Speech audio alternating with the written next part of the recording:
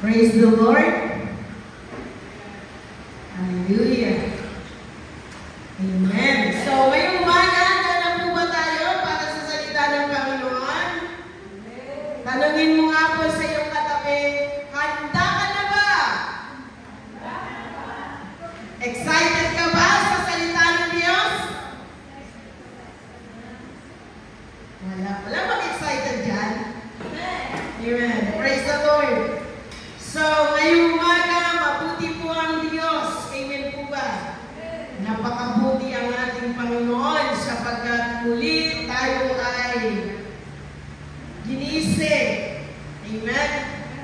At para sumamba sa kanyang dakilang pangalan. Praise God. Hallelujah. So, sa umagang ito ating pupuklatin ang ating mga Biblia mula po sa aklat ng Salmo or awit or the Book of Psalms. Okay, so dito po sa mga awit, kabanata, 84, Psalm 84, verses 1 and 2, at yung isa ay doon po sa verse 10. Okay? Psalm 84, verses 1 and 2, and verse 10. Okay. Basahin po natin sa Tagalog, sabi po dito, mahal ko ang iyong templo, o makapangyarihang Yahweh. Nasasabik ang lingkod mo na sa templo ay pumasok. Ang buo kong pagkatao'y umaawit na may lugod. Sa masayang pag-awit ko, pinupuri buhay na Diyos. Kaya isang araw lamang mas gusto ko sa templo mo. Kaysa 1,000 araw na iba ang tahanan ko. Gusto ko pang maging bantay sa pinto ng iyong templo. Kaysa ako'y tumira sa bahay ng mga palalo. Tayo po ay manalangin sa mga ganito. Ama, marami pong salamat sa salita mo na nabasa ngayong umaga. Salamat po Diyos sa mensahe mo para sa amin, na siya magbibigay lakas sa amin spiritually. Pagpalaan mo ang salita mo, Panginoon, na may hahayag sa aming kalagitnaan. Hayaan mo, Panginoon, na minsan pa kumilos ka sa aming mga buhay, sa aming mga puso, sa pamamagitan ng iyong banal na salita. Pagpalain mo ang iyong lingkod na maghahayag nito. Puspusin mo, Diyos, ng iyong Espiritu Santo, na maranasan po muli namin ang pagkilos mo sa aming mga puso. Ikaw nawa, Panginoon, ang madakila at mahayag sa aming kalagitnaan. Ito po, Diyos, ang aming samot na langin sa pangalan ni Jesus na aming Panginoon at aming tagapagligtas. Amen. Amen. So, ngayong umaga, ang ating pong tema ay napamagatang excited to worship. Excited to worship. Excited po ba tayo para sumamba sa Panginoon? Kinasasabikan ba natin ang pagsamba sa Panginoon? Amen po ba? Ang Diyos ay pinananabikan, kaya balik-balikan ang kanyang tahanan upang siya ay sambahin. No? Pinananabikan ba natin ang Diyos? Ano ang pakiramdam po natin kaninang umaga bago tayo nagbihis? Patungong bahay pa ng bahay. Tinatamad, ayaw tumayo sa kanyang higaan, at para bagang ang bigat ng katawan,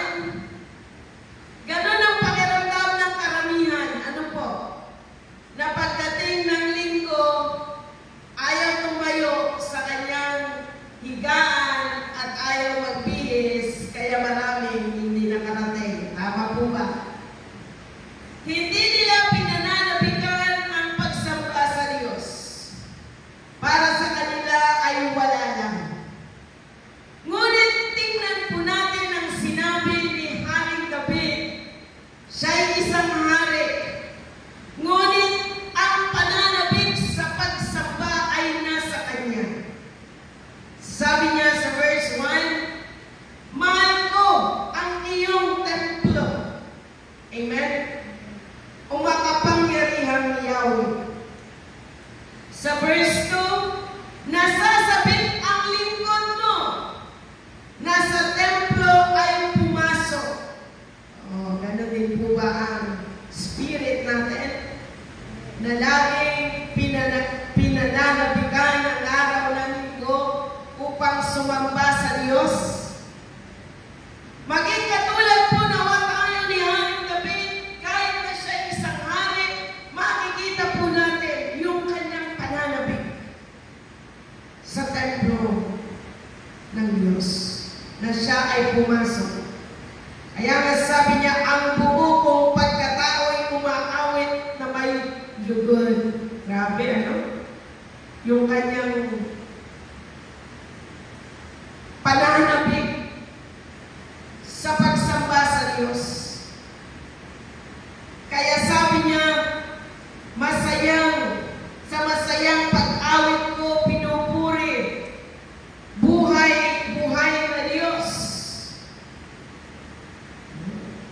Yung buo kong pagkatao, sabi niya, umaawit na may lugod, umaawit na may kagalakan, yung kabuuan ng kanyang buhay, umaawit siya na may kagalakan. Pansinin niya natin tayo pag tuwing araw ng pagsamba. Pag tayo sumasamba sa Diyos, umaawit sa Panginoon, napapansin ko, ang ilan sa atin wala sa sarili. Ano po? Napapansin niyo po ba yan? Umaawit ng wala sa sarili. Narito ang presensya, pero nasaan ang kanyang spirito? Gumagala sa labas. Yung kanyang kaisipan wala rito. Wala sa pagsamba. Ang layo ng kanyang pag-iisip. Pero si Haring David, ang buo kong pagkatao, umaawit na may lugod. Nawa ganon din po tayo. Ano po? Sa masayang pag-awit, ko'y pinupuri, buhay na Diyos. Alam niyo po, sabi niya sa verse 10, kahit isang araw lamang, sabi niya, yung isang araw ng linggo, kahit isang araw lamang, mas gusto ko sa templo.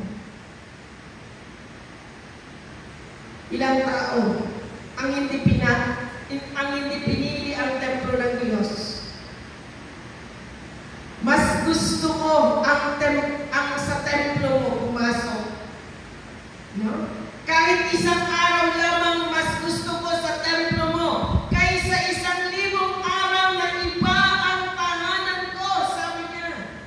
Gusto ko pang maging pantay sa pinto ng iyong templo.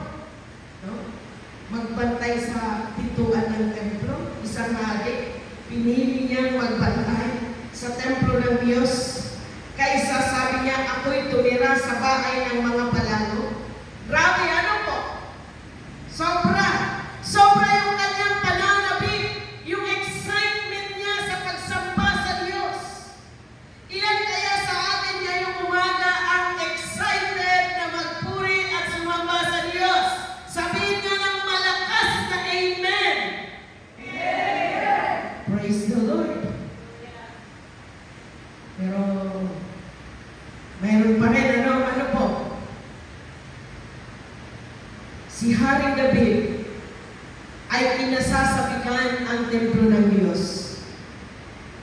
Excited po siya pagdating sa templo ng Diyos. Hindi siya lumilipan, laging nasa templo, naisip pa niyang magbantay sa pintuan ng templo, walang araw na hindi siya naroon. Kumbaga, perfect attendance siya sa loob ng isang taon. Sino po ang perfect attendance simula ng January 1st? Taas ng kamay. Walang naka-perfect attendance ba? Meron? Hindi alam. Hindi na maalala. Pero kung bang perfect attendance ka, si Haring David, perfect ang attendance niya sa church. Walang liban.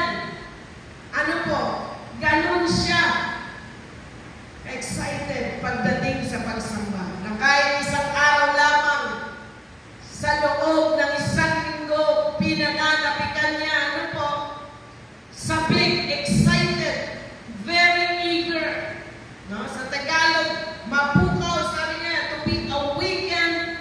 No? Yung sa English, to be excited, to be aroused, to be awakened something, to excite something. No? Nandun ba tayo? Excited. Grabe. Nandoon yung pagpapakita ng enthusiasm, yung eagerness, no po, pagpapakita ng excitement,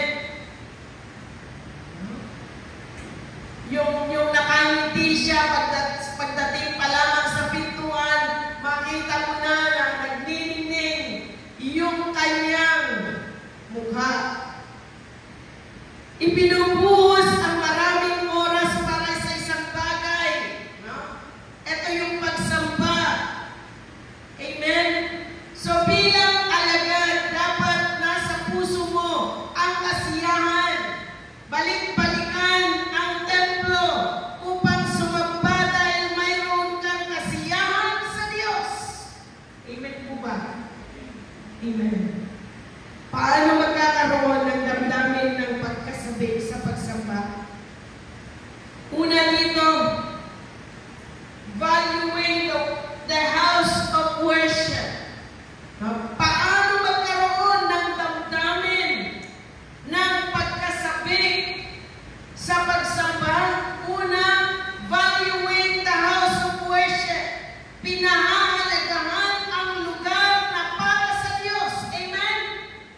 Pinahahalagaan ba natin itong templo ng Diyos?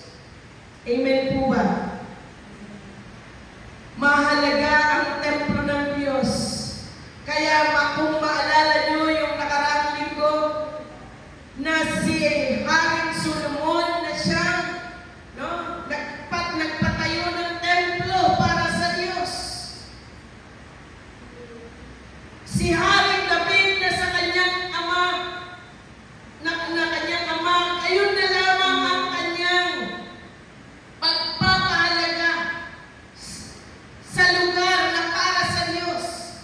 Pagpapahalaga sa templo ng Diyos. Amen po ba?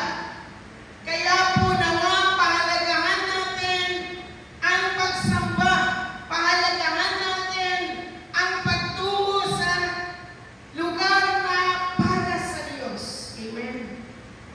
Kaya sabi nga, mahal ko ang inyong templo, sabi ni David, o makapangyarihang Yahweh.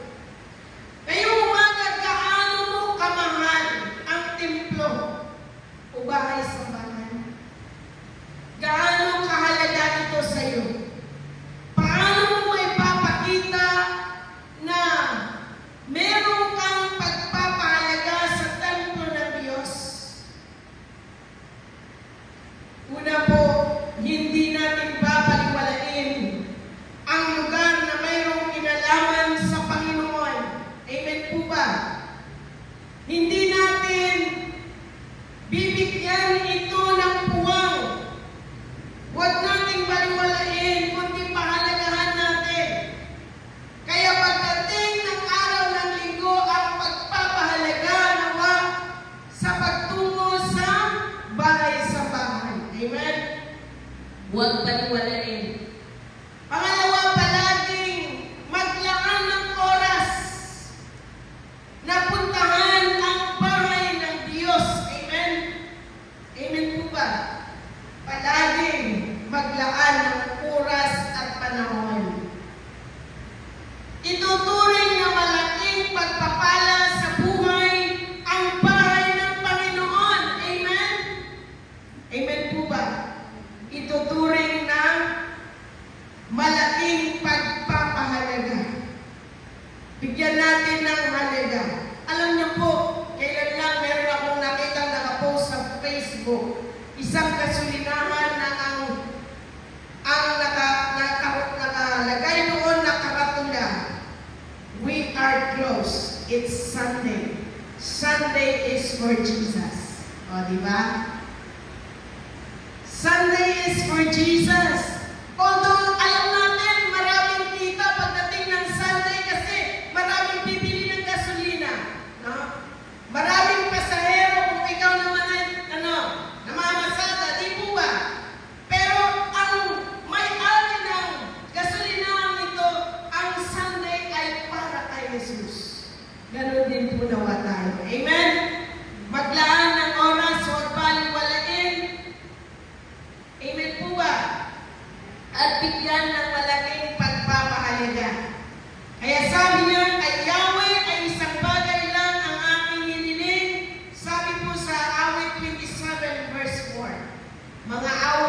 or Psalm 27 verse 4. Kay Yahweh ay isang bagay lang ang aking hinihiling o hiniling. Iisa lamang talaga ang aking hangarin, sabi ni David. Iisa lamang ang aking hangarin. Ano yung hangarin niya? Ang tumira sa templo niyang habang buhay. Amen. Grabe yung kanyang pagmamahal sa Diyos. Na maging yung pagtira sa templo ay pinili niya hanggang siya ay nabubuhay. Ang tumira sa templo niya, sabi niya habang buhay upang kagandahan ni Yahweh aking mapagmasdan at nooy humingi sa kanya ng patnubay. Saan siya humingi ng patnubay? Sa templo ng Diyos. Sa templo ng Diyos, siya ay laging naroon sapagkat alam niya ang templo ng Diyos ay templo ng panalangin. Amen? Amen. Praise the Lord. Pangalawa, understanding the reasons why we need to be in the house of worship. Pangunawa po natin sa mga dahilan kung bakit kinakailangan na sa bahay-sambahan po tayo. No? Unawain natin. Malinaw sa pag-iisip sa dahilan ng pagpunta sa bahay-sambahan o bahay ng Diyos. Malinaw ba sa ating pangunawa, sa ating kaisipan kung bakit tuwing araw ng linggo nandito po tayo? Malinaw po ba? Sabi po sa verse 2 ng ating teksto, nasasabik ang lingkod mo na sa templo ay pumasok. Ganito rin po ba tayo na nasasabik pagdating ng linggo? Amen po ba? Nasasabik. Ang buo kong pagkatao yung maawit na may lugod. Sa masayang pag-awit ko ay pinupuri buhay na Diyos. Imagine. Tingnan po natin. Sabi ni Aling David sa verse 2, nasasabik ang lingkod mo na sa templo ay pumasok.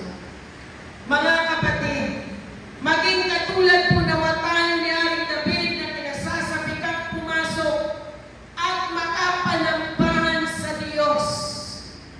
Pumasok at makapanambahan sa Diyos.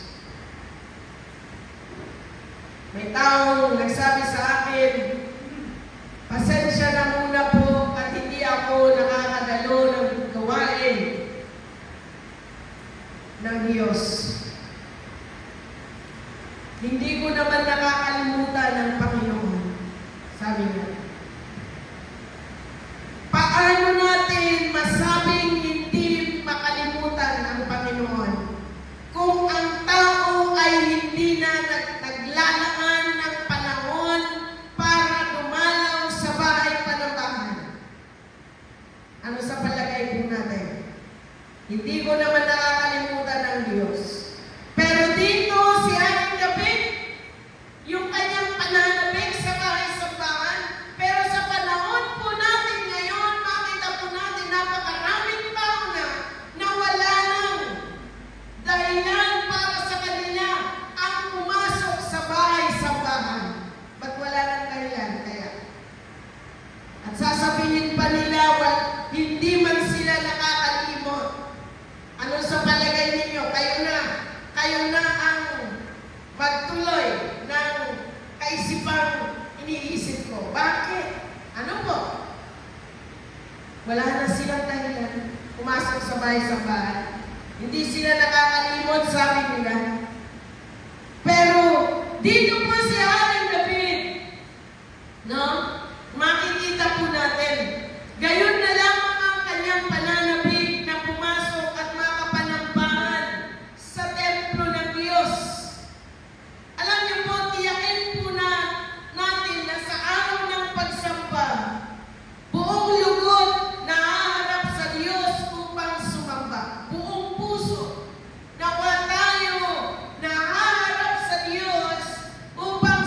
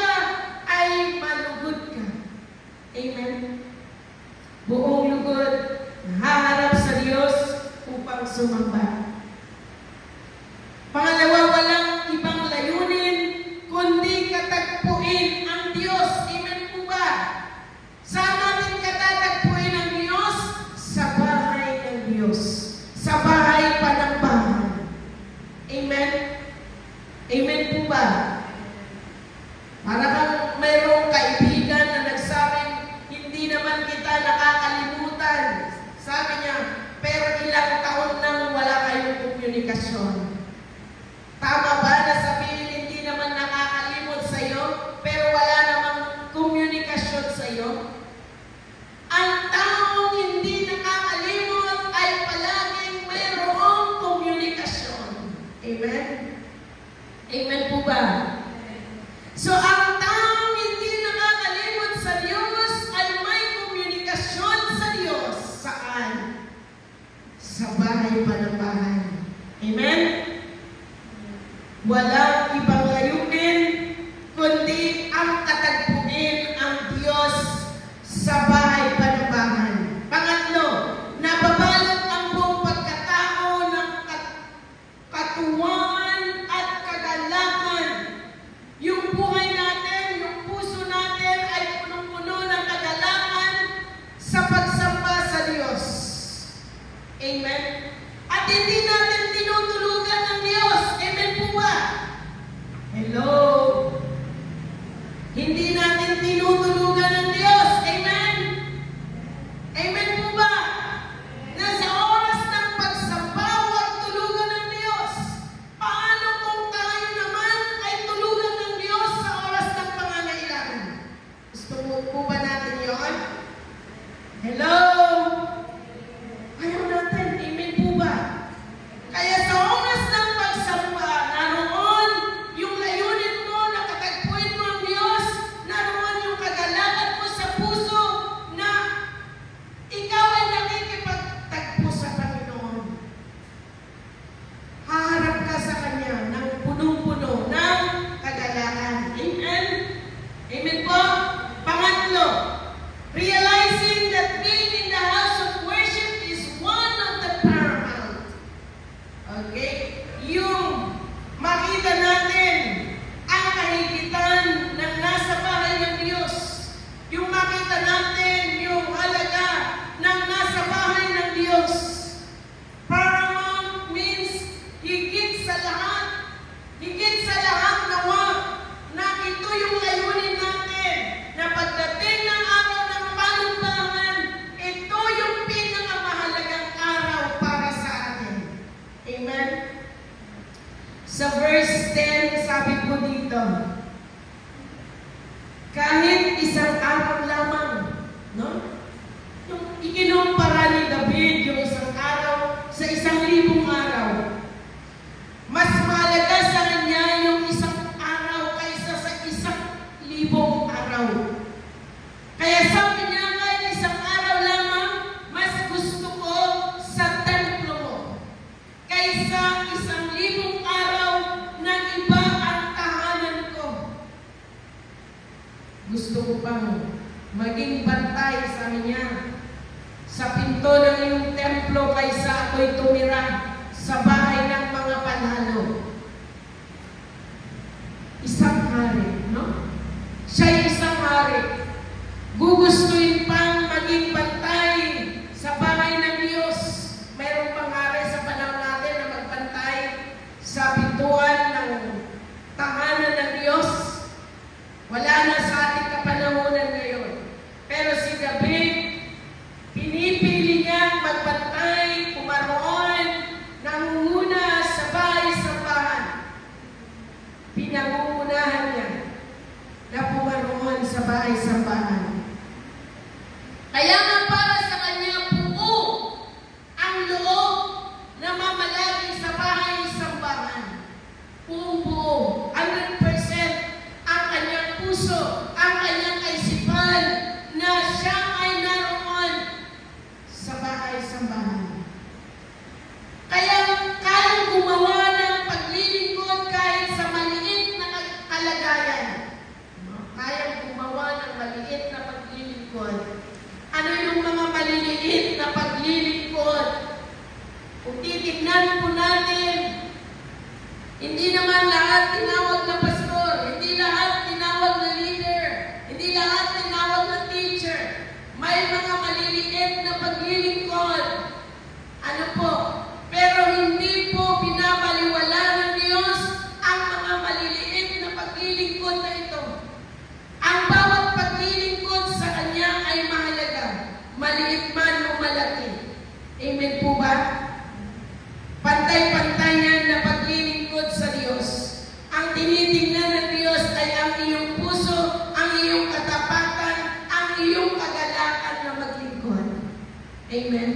Yung paglilingkod na walang kabayaran. Amen po ba? Yung hindi mo inaasahan na wala kang walang kapalit na bayad dito, kundi buong puso mo ang paglilingkod. Kaya kayang gumawa ni Haring David ng mga bagay na maliit man na paglilingkod ay kayang-kaya niyang gawin ito. Paano niya ito may papakita? Yung sabi niya, kahit sa pagbabantay sa pintuan ng bahay-sambahan gagawin niya, maliit yun na paglilingkod. Amen? Ngunit gagawin niya para sa Diyos. Ganon niya kamahal ang Panginoon. Amen? Amen po ba? Pahalagahan din natin ang ating bahay-panambahan. Kahit na maliit na paglilingkod, kaligayahan ng puso. Amen? Wala nang pag-iinayang sa mga oras na inilalagay sa bahay-sambahan o bahay ng Diyos. Hindi tayo nag-iinayang ay sayang ng oras. Sayang ang panahon. Marami sana akong napagpintahan. Marami sana akong kinita. Pero si Haring David, walang panghihinayang sa mga oras na inilalagay sa bahay ng Diyos. Amen? Huwag nating panghinayang yung nawala o yung oras na hindi natin kinita sa loob ng araw ng linggo. Sapagkat ang Diyos ay kaya-kaya na itong ipagkaloob. Amen po? Okay, bakit mahalaga ang templo ng Diyos? Bakit tayo naroon sa araw ng linggo? Bakit tayo nagbibigay at naglalaan ng panahon para pumasok sa templo ng Diyos? Sabi niya sa Mark 11:17, "My house shall be called a house of prayer." Amen? Ang tahanan ko ay ang lugar na kung saan dito natin katagpuin ng Diyos at dalhin ang lahat ng ating panalangin sa Kanya. Amen? Nananalangin naman ako bago matulog. Pero totoo nga naman na kahit saan pwede tayong manalangin. Pero sabi niya sa bahay-sambahan, tinatawag na kung saan ito ay tahanan ng panalangin. Amen? Kaya nga po napakahalaga na pumasok tayo sa templo ng Diyos at doon dalhin po natin ang ating mga pangangailangan. Jesus called it a house of prayer for all nations. Saan? Ang templo ng Diyos.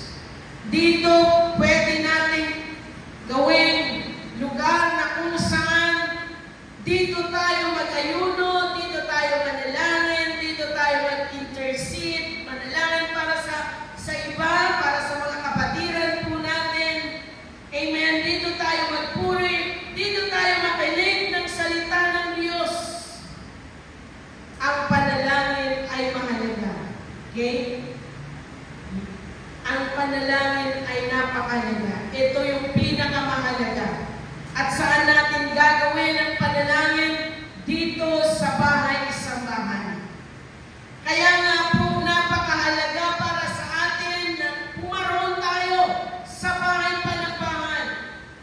Now, it is important for us to be in the house of worship, to be in the house of the Lord, to be in the temple of the Lord. Anong gagawin natin sa templo ng Diyos? To praise Him, to worship Him, to listen to God's Word, and most of all, to pray to God and pray with one another. Amen? Saan natin gagawin ang mga ito? Saan? Sa bahay-sambahan, sa bahay-panambahan, sa templo ng Diyos, sa tahanan ng Diyos. Amen? Sa tahanan ng Diyos. Amen. Praise God. Ganun kahalaga ang pagtungo sa bahay-panambahan. So,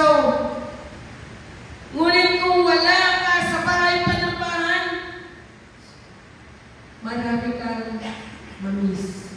Amen? Marami kang mamiss.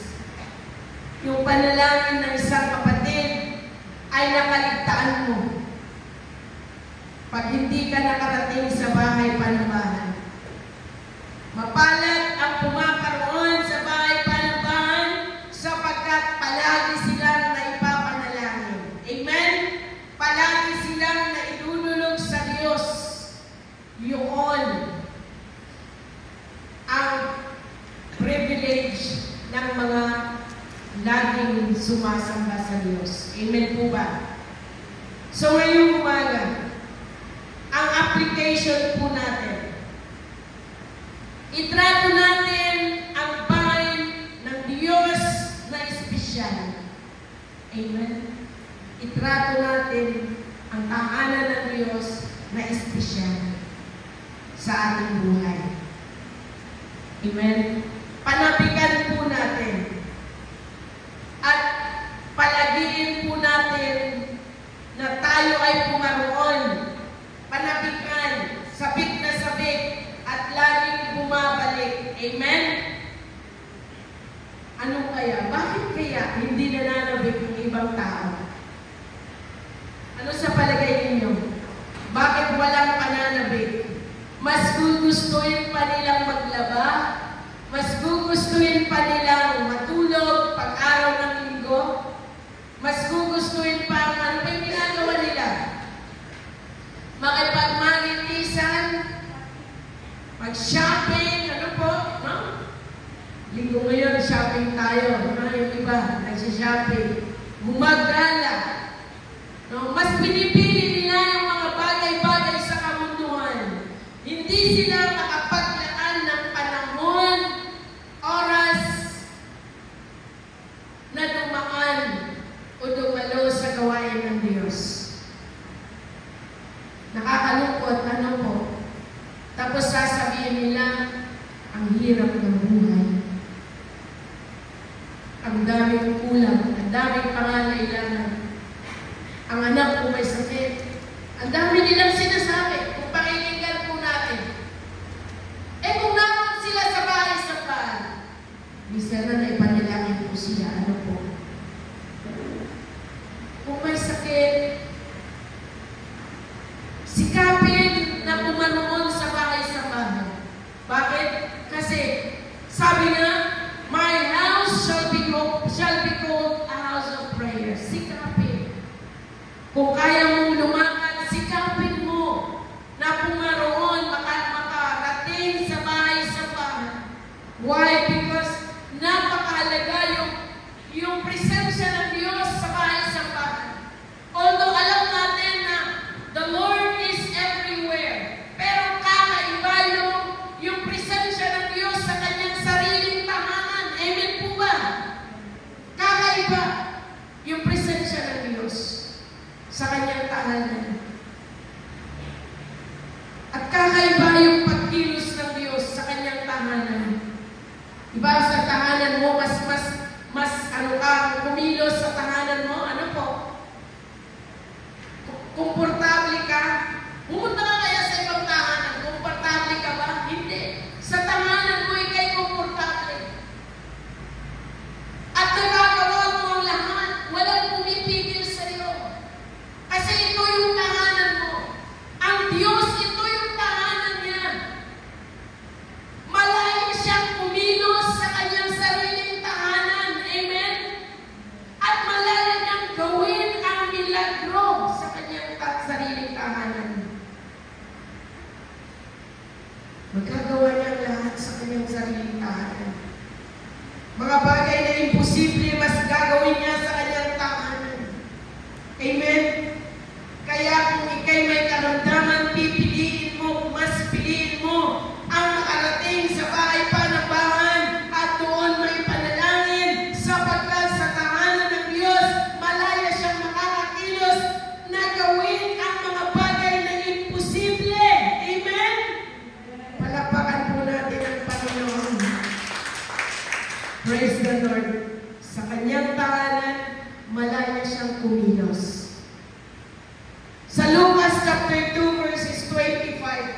31. Ang sabi dito, may isang tao noon sa Jerusalem na ang pangalan ay Simeon. Isang lalaking matuwid, may takot sa Diyos at naghihintay sa katubusan ng Israel. Nasa kanya ang Espiritu Santo. Ipinahayag ng Espiritu Santo sa kanya na hindi siya mamamatay hanggat hindi niya makikita si Kristo, ang Kristo na ipinangako ng Panginoon. Sa patnubay ng Espiritu, si Simeon ay pumasok sa templo at nang dalhin noon ni Jose at Maria ang sanggol na si Jesus upang tuparin ang ayon sa itinakda ng utusan. Kinarga ni Simeon ang sanggol. Pagkatapos, nagpuri siya sa Diyos. Ngayon, Panginoon, maaari na pong yumaong mapayapa ang iyong abang alipin ayon sa iyong pangako. Yamang nakita ko na sa aking mga mata ang iyong pagliligtas, na inyong inianda sa harapan ng lahat ng bansa. Okay? Unawain po natin ang sinabi ni Simeon. Malungod niyang sinabi sa verse 25. Ang sabi niya dito, ngayon, Panginoon, maaari na pong yumaong mapayapa ang iyong abang alipin ayon sa iyong pangako. Ano ba ang kahulugan nito? Dito sabik na naghintay si Simeon. Sinabi ng Diyos na makikita niya sa Jesus bago siya pumanaw sa mundo ito. Nanalig at naniwala si Simeon. Alam niya na darating ang kaginhawaan para sa mga Israelita. Isipin po natin kung paano pinanabigan ni Simeon na hintayin ang pagliligtas ng Diyos. Marahil sa tuwing pagising sa umaga, sabik na sabik itong makita. At kailan ito magaganap para sa kanya na makita sa Jesus. Si Simeon, pinananabigang makita sa Jesus at mahintay niya yung kanyang pagliligtas. Ang kanyang kaligtasan ay kanyang makita sa pamamagitan ng Jesus. Alam niyo po, isang araw, ginabayan siya ng Espiritu Santo. Idinako siya ng Espiritu ng Diyos para makarating sa bahay panambahan. Ito yung araw naman na nung siya po ay idinako ng Espiritu ng Diyos sa bahay panambahan. Ito naman yung araw na kung saan dinala ni Jose at Maria ang baby Jesus sa bahay-sambahan. No? Kung hindi siya pumunta sa bahay-sambahan, nakita ba niya ang kaligtasan na kanyang pinananabigan? Natanggap ba niya ang kaligtasan kanyang hinihintay? No? Na-witness pa niya ang pagdating ng Panginoong Jesus sa bahay-sambahan? Hindi, ano po? Kaya kung ating iisipin, marami tayong makakaligtaan sa isang araw na hindi tayo pumaroon sa bahay-sambahan. Kung yung araw na yun ay hindi pumaroon sa bahay-sambahan sa Simeon, di nakaligtaan niya ang pagdating ng Panginoong Jesus. Ano po? So tingnan po natin yung kanyang pananabik, yung kanyang paghihintay sa pagliligtas ng Diyos. Marahil sa tuwing pag-ising sa umaga, sabik na sabik itong makita. At para sa kanya, kailan kaya ito magaganap? Kailan kaya ito darating? Kailan kaya ako makikita ang pagliligtas ng Diyos? Para sa kanya. Ngunit isang araw, ginabayan siya ng Espiritu ng Diyos. At pumaroon siya sa